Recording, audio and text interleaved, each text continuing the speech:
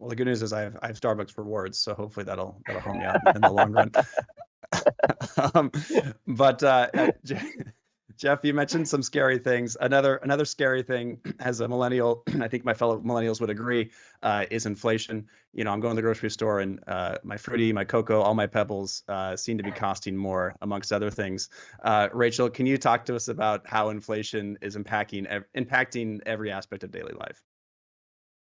Yeah, it's not just your Cocoa Pebbles, but it's pretty much anything that you would want to eat for breakfast or for dinner, or if you'd want to eat a meal on vacation or bring a meal to a friend, you'll feel it there too. And it's this huge question that we are certainly thinking through, and frankly, that I think the most powerful economic policymakers are also trying to figure out what is going on with inflation. So we can give you a little bit more of an updated answer since we got a fresh inflation report just a couple of hours ago that brought some good news, and it brought some, news that a lot of people said to make sure to take with a huge grain of salt. On the one hand, inflation is moving in the right direction. We have fallen from the huge peaks that we hit last summer. The year over year inflation rate in March hit 5%.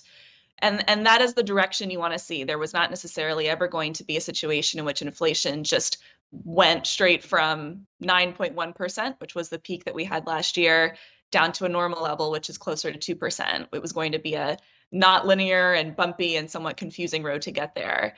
It's just this huge open question of whether or not that is going to be able to keep up.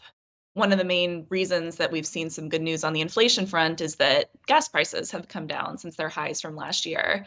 We're not necessarily expecting some huge, boost to come right around the corner. We're not necessarily expecting rent prices to just fall off a cliff. And there are plenty of things that could push prices in any sort of direction that make it much more complicated to know where inflation goes from here. I think that the question that really resonates with people too is how they feel about the economy and how they interact with the economy because of the way inflation is behaving. It doesn't feel good to go to the grocery store and see that your bill is much higher than you planned for or ever intended. It doesn't feel good to see that your rent is going up when you don't necessarily have another place to go.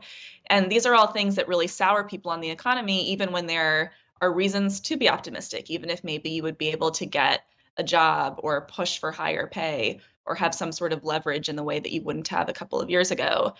Inflation is this really psychological phenomenon in the same way that it's an economic phenomenon. And that's why it makes it really difficult to say, well, what's going on there? It really taps into a lot of different things.